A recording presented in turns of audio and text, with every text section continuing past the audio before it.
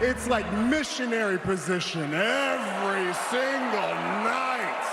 And the tribal chief, the head of the table, we're not interested in that. No. But real quick, let's just go over to Friday Night SmackDown. I know you did not see the show, but I am going to go over SmackDown real quick because we're from SmackDown's live from two locations. We have one from Cleveland, Ohio, where we're at, and then we're at Rolling Rock or Rolling Live? Rolling Loud. We're Rolling Loud from Miami, and boy, was that a failure. So, I don't understand what's going on with that, but boy, was that a failure. So of course, we start off SmackDown with John Cena. John Cena comes out, huge motivation. The crowd was like really digging Cena here in Cleveland tonight, and Cena comes out and he comes back to challenge Roman Reigns at SummerSlam, and then he talk about Reigns sucks, stuff like that, and then he says, look, I know things have been changed here in Cleveland, such as the Cleveland Indians have been changed to the Cleveland Guardians, and some people are cool with that, some people are pissed by that. It doesn't matter to me, honestly, but I think that happened like that day, didn't it? Yeah, it did. So it was touchy, but he said, look, I'm going to change my middle name to Guardians too, because I gotta come here and be the Guardian to withhold any kind of respect WWE has left. I was like, yo, how was he able to get around to that line? He kind of just came at WWE neck as he came back, but that's Cena. He can do shit like that. So, huh? What they gonna do? Fire him? Yeah, good point. I'm about to say. What they gonna do? Fire him? Yeah, whatever respect he got, whatever they got left. Yeah, we gonna go ahead and fire John Cena, please. John Cena, after he's done with SummerSlam, he going back to make another movie in Europe. So that's what Cena is about to do. So he asked the crowd, "Are we gonna be Team Jorts or Team Cargo Pants?" Assembly. I said, "What?" What you see? I ain't like what he said that because I was like, cargo pants.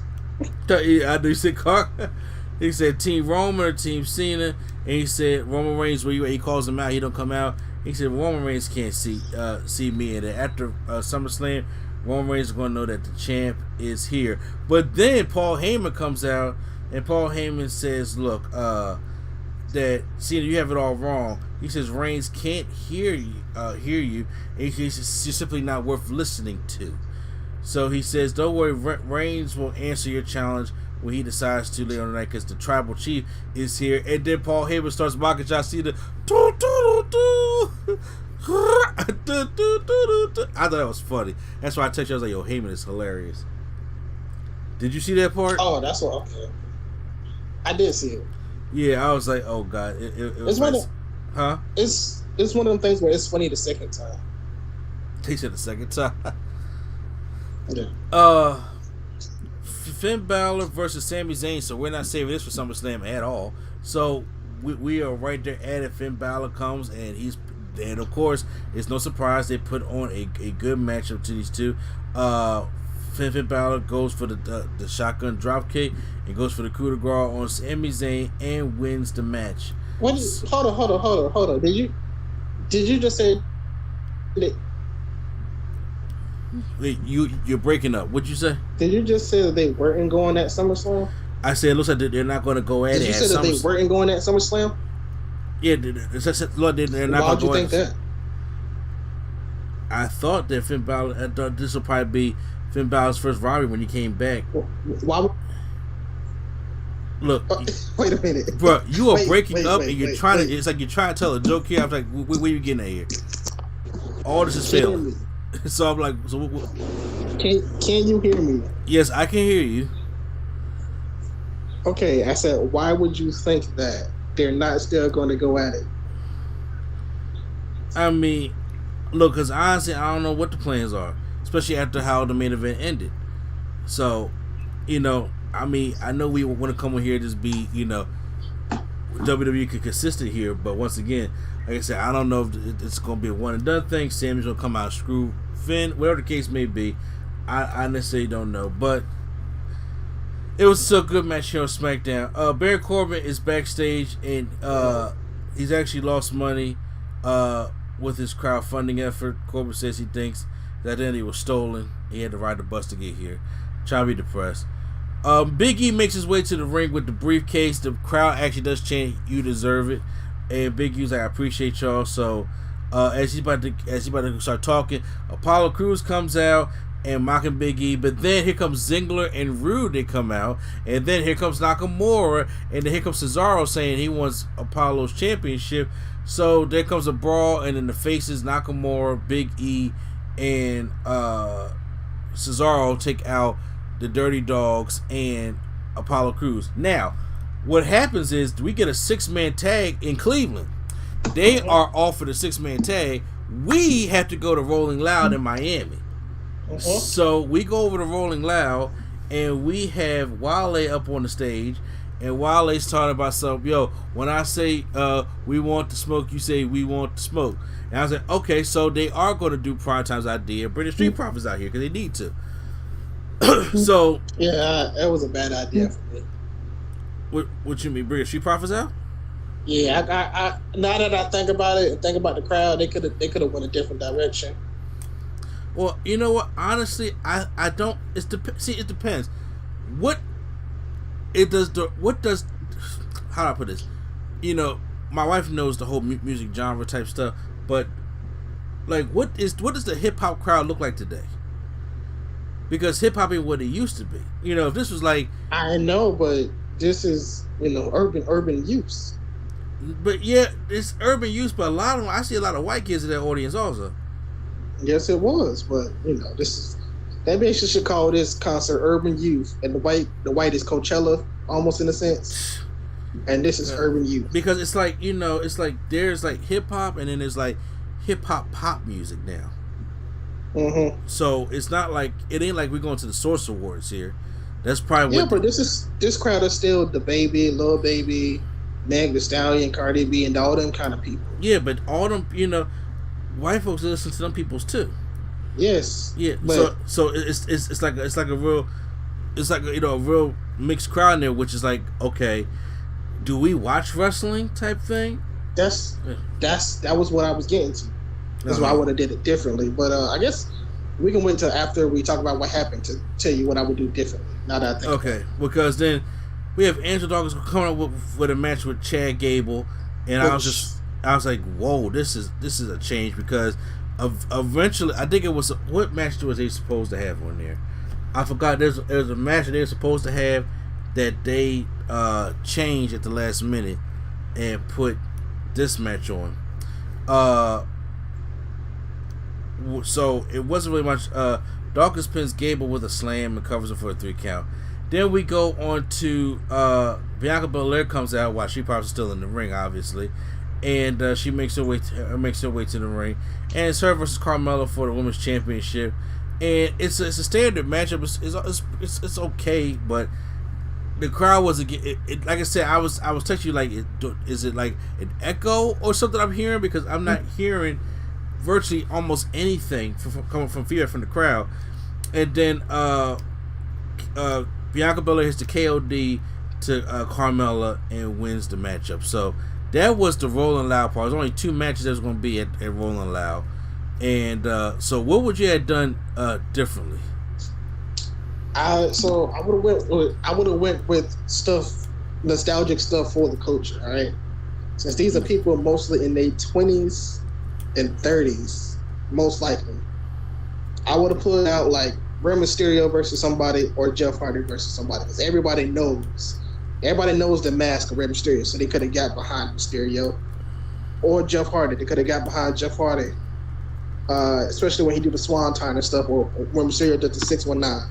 Yeah. I probably would have went after one of those two, and because a lot of people use Ray and Jeff in their songs as references to whatever. Gotcha. See, go ahead. Not to say that anybody knew was hurting it. Like I would have liked Bianca versus whoever, not Carmella, but like I think getting that crowd more into it rather than people watching at home would have been more. I would have put more like somebody older versus somebody newer that's a heel, like Ray versus Baron Corbin, just have a regular match or whatever.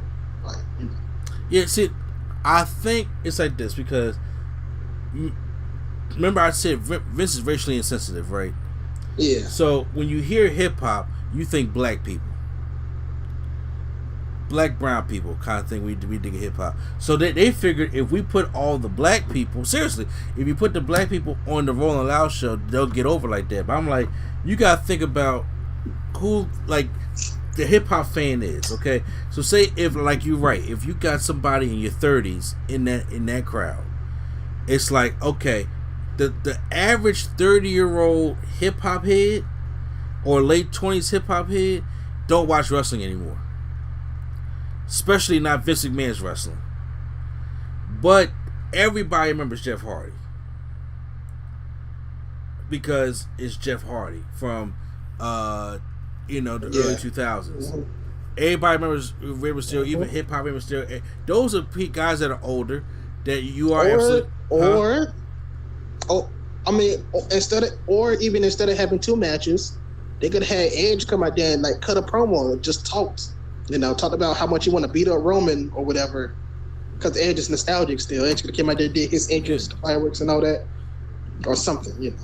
Yeah, but you know what I'm saying, I really feel as though WWE thought that white folks wouldn't get over in a hip hop concert. I'm like, that's not necessarily the case. You gotta know your audience. It ain't always gotta be like, well, let's put the black people in here because they black and the Street Profits like they listen to hip hop.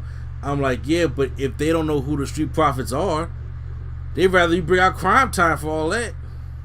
You know what I'm saying? If they don't know who the Street Profits are, like these hip hop heads probably only know for New Egg is the New Day. Maybe not even the New Day.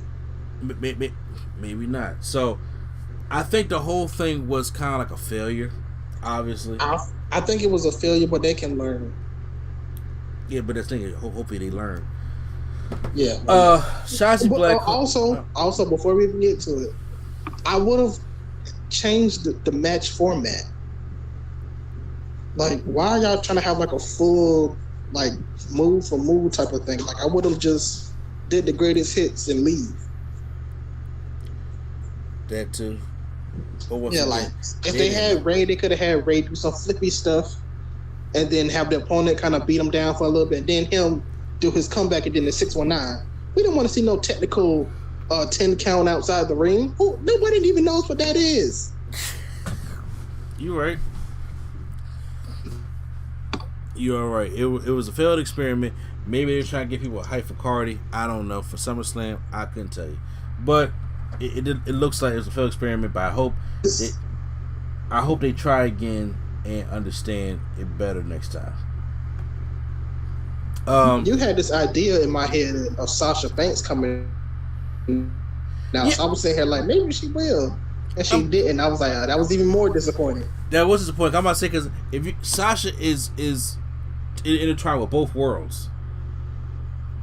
So, as Snoop's cousin, but as a popular women's champion, I think she could have got over more than anybody else did over there.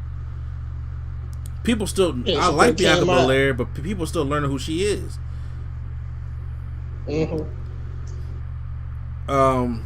So backstage, Snoop Dogg could have came out and be like, yes, y'all, yes, so fresh, y'all, whatever he said. It could have been something. But not. Shotzi Blackheart Tegan knocks taking Ember Moon's spot, which is bothering me. Trying to fix her tank. While Baron Corbin is up there trying to apologize to Kevin Owens, and Corbin has been a jerk for years, and Owens says he can't be surprised that nobody feels bad for Corbin. But Owens said Wiley gives him some money. As he does, they finally get her tank fixed, and it blasts Corbin right in the balls. Then Rude and Ziggler come and take the money that Kevin Owens gave Corbin. And Owens tries to come back and try to protect him with a chair. I was like, okay. Meanwhile, Edge comes out for the ring for a promo, and he's sitting talking. And so he goes back to 2014 when excuse me. He said he had the Mysterios watching out for the Usos, but never anticipated Rollins. Edge says this is bigger. Edge said it goes back to 2014 when they first met. Edge said that Rollins didn't pull the trigger then because he never thought Edge would be back. Because I like how he did the callback to remember when he was just like, I was going to crush Edge's neck if John Cena doesn't join the Authority storyline. Mm-hmm. Which was, yeah. It was dumb, but I appreciate the callback. Yeah. I appreciate the callback. And so, you know, I enjoy that. Edge refers to, you know, the brood of Ministry of Darkness. Rollins comes out, interrupts Edge, says, it's Grandpa Edge. We talk about the man he used to be. Edge tells Rollins to shut up and that he is embarrassing himself. Edge invites Rollins to come down to the ramp. Rollins is going to come out there and talk, you know, and talk about this bullshit. Then I had to get up and I missed the rest of the promo. I know there's like a little fighting suit. Rollins gets Edge down on the mat, and then Edge tries to lift him up for a DDT and then go for the spear, but Rollins escapes from the ring. Obvious SummerSlam type match. I don't know what the hell. Do you like this Seth Rollins? I don't, but maybe he'll get more serious because he's in the actual good big feud. Like it's like this preacher style leader Seth Rollins. I was like, I don't get it. I mean, I'm glad he's going back to his regular music, but these damn eyesore He does suits. not have his regular. He has a new song. He don't have Burn It Down no more? No. Oh, he has the same intro. That's it. Oh. His Burn It Down is how Stone Cold Glass used to break, but it was a different song. Oh, okay. Okay. Well, Toni Storm is in here, and she has a match up against Zelina Vega. So, Toni Storm is now in here, and she debuts her new finishing move called the Storm 1. So, the Storm Zero... Huh? Yeah, I didn't... Yeah. I didn't get why she had to change it, but all right. Well, the thing is, the Storm Zero is a Tiger Driver. It's not what she's doing here, which is kind of like a Randy Orton neck breaker, was supposed to come down somebody's head, but Zelina Vega kind of like overflipped in it. But yeah, it's the Storm 1, so she can still use the Storm Zero, which is basically the Pearl River Plunge. Yeah, so why don't she? She done had that. I mean, she probably still got it, but it's like debuting something new. Also, I think it looks cool. I mean, yeah, you're right. The Usos make their way to the ring, and the Roosters, the Usos or the Drunksos or whatever you want to call them. I thought she was gonna call them the Roosters. That's what they look like. I don't understand this bright red hair. I don't get it. Like, I don't like, because Zelina Vega got it going on too. I'm like, I don't get it. Well, Zelina, she's doing like a anime character. Oh, okay. But I doubt the Usos are doing an anime character. No, they just being urban use for the sake of being urban use now. Yo, we gonna do red today, Us. Okay. So we got Jimmy Uso versus Dominic Mysterio in this matchup. So now, first of all, I thought Jimmy Uso had gold in his hair. I thought he went red also. So he did have gold in it, but he changed because he want to be like his brother, I guess. So I'm like, yo, what is up with this red? I really don't get it. It's an eyesore. There was supposed to be a botch. Like supposed to one was supposed to catch Dominic and Samoa drop, but it didn't happen.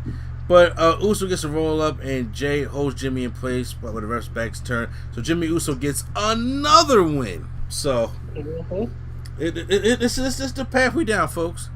After the matchup, Roman makes his way, and Paul Heyman by his side, and then Roman comes down there to cut a promo to acknowledge him for SmackDown. So Roman comes in there, and Roman was just like, "All right, you got me in 2017. I'm about to show you, though, I'm not that same guy." And I like. Wait, huh? I thought Roman won that match. No, I'm talking about he didn't win the promo. Oh, well, no, definitely not. Okay. I said, remember when Cena literally cut his balls off and handed it to him? Yeah. Okay. Yeah. So, but Roman was so much better this time around. He said, first of all, he said, "Man, Josh, you talking about something I can't see him." And he's like, "You're right, because I thought when Hollywood, when time he come back, he have a new look, have new music, new move. It's the same nostalgia act, the same hat, same clothes, same music, same everything. It's a nostalgia tour. He said, if I wanted to see sounds nostalgia, like somebody I know. Yeah, I know. You're trying to first. I ain't gonna say who it is. Sounds like somebody I know. And he just said, look, if I wanted to look at nostalgia, I just look up in there, go for 2005 John Cena, even though this is more like 2006, 2007. But anyway, because 2005 was Chain Gang. But he says, Reigns says he has no desire to see John Cena, especially in the main event SummerSlam. He says Cena is like the missionary position. And just keep going on and on and on. He said, look, the big dog ain't interested in the missionary. Big dog likes variety in the bed. Great line. Yo, I was digging Roman throughout this whole promo. And I was like, yo, he is so much better than 2017 when Cena laid him out. And I was like, yo, he said, I'm going to get my receipt. And he's way better now because he's more comfortable and he's more. I feel like he's more. He can just talk more trash. You don't got to be like the overly good guy. Exactly. Yeah. Yeah. Now, of course, Cena's still gonna be Cena, so I know he gonna come back. But I love the whole missionary line. So then he said he ain't challenging John Cena at SummerSlam. But then Finn Balor comes out, and Finn Balor's like, well, if you're not interested in Cena, you may be interested in me. So okay. I didn't catch like how they got into it. Are they trying to do the same thing that they did a few years ago when he was like, "I never got my rematch"? Kind of, yeah. Because I think Balor and Reigns would be a great match, but I think it's going to obviously be some shenanigans. I thought when Finn Balor come back to SmackDown, I thought he was going to save Finn Balor for the fall, kind of like after Roman's done with Cena, he needs somebody to go up with it, the feud with during the fall. And I thought that would probably be Finn Balor. It'll probably be the then the draft or the whatever they call it now. Yeah. So yeah. The draft before Survivor Series. It's just this time. Yeah. Which is stupid.